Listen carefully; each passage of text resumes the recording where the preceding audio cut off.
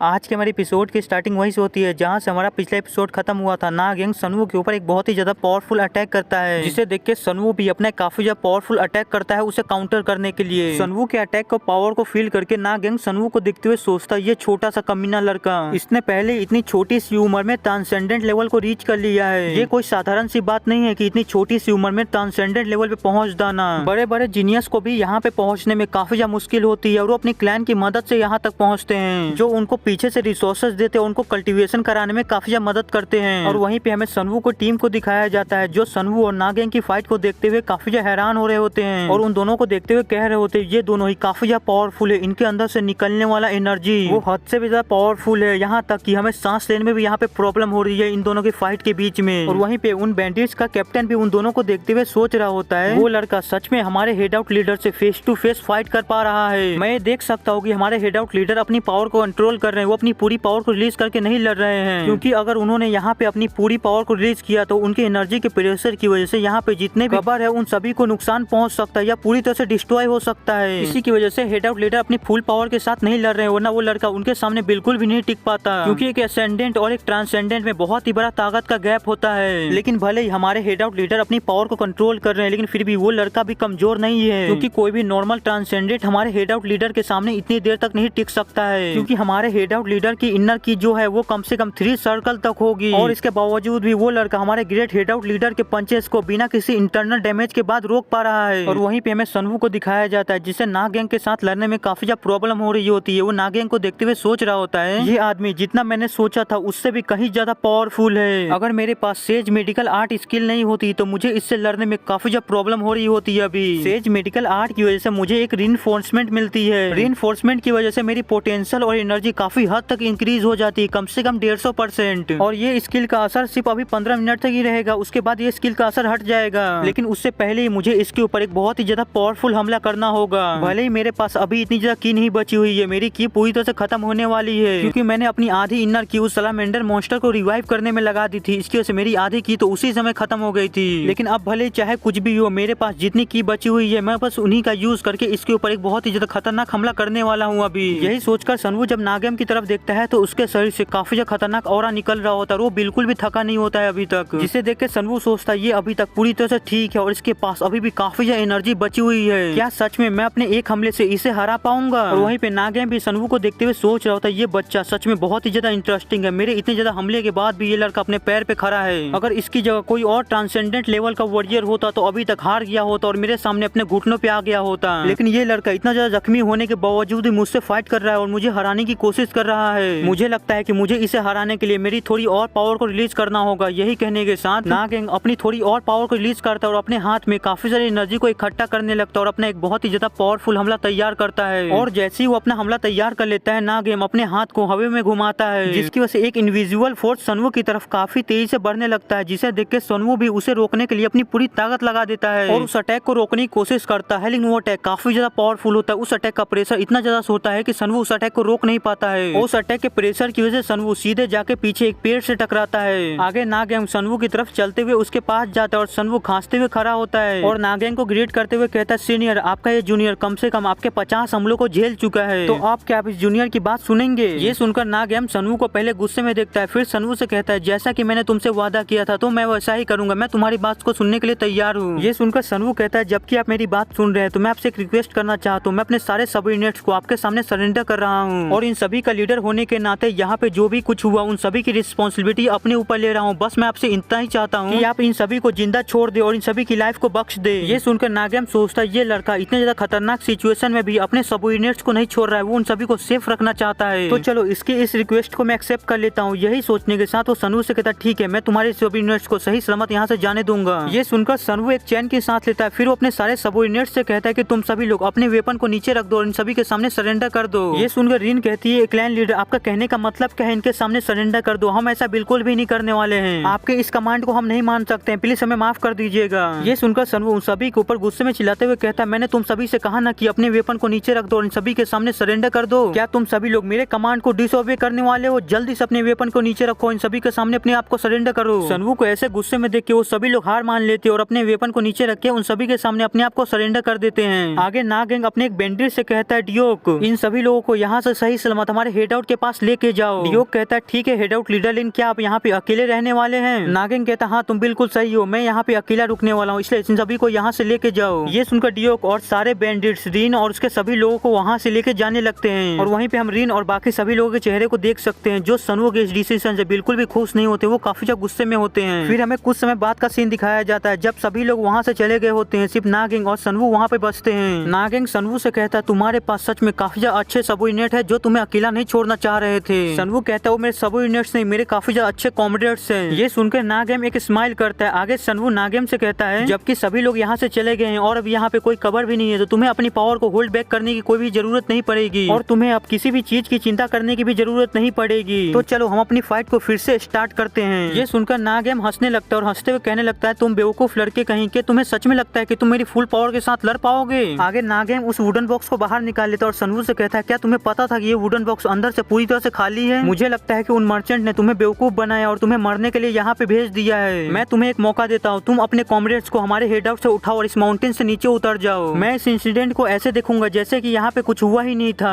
मुझे तुम्हारे अंदर काफी ज्यादा पोटेंशियल दिखता है, इसकी वजह से मैं तुम्हें यहाँ से जिंदा जाने दे रहा हूँ ताकि तुम अगली जनरेशन को लीड कर सको। सनवो कहता है नहीं मैं ऐसा नहीं कर सकता, मैं यहाँ से नहीं जाऊंगा। ये सुनकर नागेम काफी ज्यादा गुस्से में आ जाता है। वो अपनी पावर को रिलीज करते हुए कहता है तुम बेवकूफ लड़के कहीं के, तुम्हें समझ में नहीं आ रहा है क्या? मैं तुम्हारी लाइफ को छोड़ दे रहा हूँ, मैं तुम्हें यहाँ से जिंदा जाने दे रहा हूँ, लेकिन फिर भी तुम मेरी बात को डिसओबे कर रहे हो। क्या तुम सच में कुछ पैसों के लिए हम जैसे बैंडिट्स के साथ दुश्मनी करना चाहते हो? नागेम के गुस्सा होने की वजह से उसके अंदर से काफी ज्यादा प्रेशर निकलने लगता है, जिसे रोकते हुए सनवो सोच रहा होता है इसके अंदर से निकलने वाला प्रेशर काफी ज्यादा इंटेंस है। मुझे जो कुछ भी पता है मुझे जल्दी से बोल देना चाहिए वरना मैं काफी ज्यादा मुश्किल में आ सकता हूँ। यही सोचने के साथ सनवो बताने लगता है कि 60 साल पहले एक बहुत ही बड़े स्कॉलर फैमिली के सबसे बड़े बेटे ने फाइनल इंपीरियल एग्जामिनेशन को पास कर लिया था और वहीं पे उस इंसान ने एक लड़की से वादा किया था कि वो उस लड़की से शादी करेगा, लेकिन वो लड़की एक छोटे से घर की थी और दुर्भाग्य से ये बात उस स्कॉलर फैमिली के घर वालों को पता चल गई और ये बात पता चलते उस स्कॉलर के फैमिली वालों ने उस लड़की को धमकाना चालू कर दिया, यहाँ तक कि उस लड़की को वहाँ से भगा भी दिया। और ये बात जैसे उस स्कॉलर को पता चले कि उसकी फैमिली वालों ने उस लड़की को भगा दिया तो उस स्कॉलर ने अपनी फैमिली को उसी समय छोड़ दिया और उस लड़की को ढूंढने लगा। उस स्कॉलर ने उस लड़की को तब तक ढूंढा जब तक उसके पैरों से खून नहीं निकलने लगा और उसे ये नहीं समझ में आ गया कि वो इस तरह उस लड़की को नहीं ढूंढ सकता है, ना अकेला वो कुछ कर सकता है। अगर उसे उस लड़की को ढूंढना है तो उसके पास हंड्रेड्स ऑफ थाउजेंड लोग होने चाहिए, उसके पास एक आर्मी होनी चाहिए जो उस लड़की को ढूंढ सके और इसके लिए उसके पास काफी सारे पैसे होने चाहिए, वो बिना पैसे के कुछ भी नहीं कर सकता है। ये पता चलते उसने पैसे कमाना चालू कर दिया और वो जितना पैसे कमाता था वो उस लड़की को ढूंढने में लगा देता था और उसने अपने सारे पैसे उस लड़की को ढूंढने में लगा दिए, लेकिन उस लड़की का उसे एक सुराग तक नहीं मिला, जिसकी वजह से वो धीरे धीरे डिप्रेस होने लगा, उसका दिमाग खराब होने लगा। इसकी वजह से वो एक पागल जैसी हरकतें करने लगा। वो ऐसा इसलिए करता था क्योंकि वो जानता था कि उसके दिल में जो एक खाली जगह है वो कोई भी कभी भी नहीं भर सकता है, चाहे वो कुछ भी कर ले। लेकिन जब वो अपनी मौत के आखिरी करीब था, जब वो मरने वाला था, तब उसे सच्चाई का पता चला कि उस लड़की को जब घर से बाहर निकाला गया था तब वो प्रेग्नेंट थी। उसने काफी सारी जगह तलाश की रहने के लिए, कोई भी उसे रहने नहीं देता था, सब जगह से उसे भगा दिया जाता था।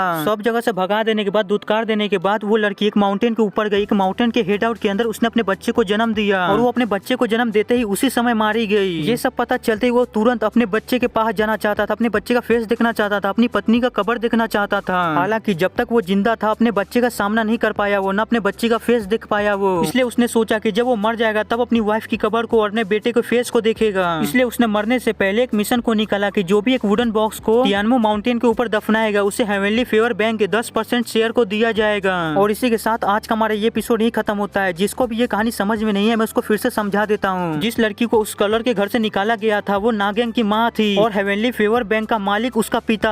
और अभी भी जिसको समझ में नहीं आया है वो मुझे कमेंट में बता सकता है, मैं अगले एपिसोड में अच्छे से उसको समझा दूंगा। और आप सभी लोगों को हैप्पी धनतेरस। जिसको भी ये एपिसोड पसंद आया होगा वो लाइक कर दीजिएगा, नहीं आएगा फिर लाइक कर दीजिएगा। मिलते हैं अगले एपिसोड में, बाय। और चैनल को सब्सक्राइब कर दीजिएगा यार।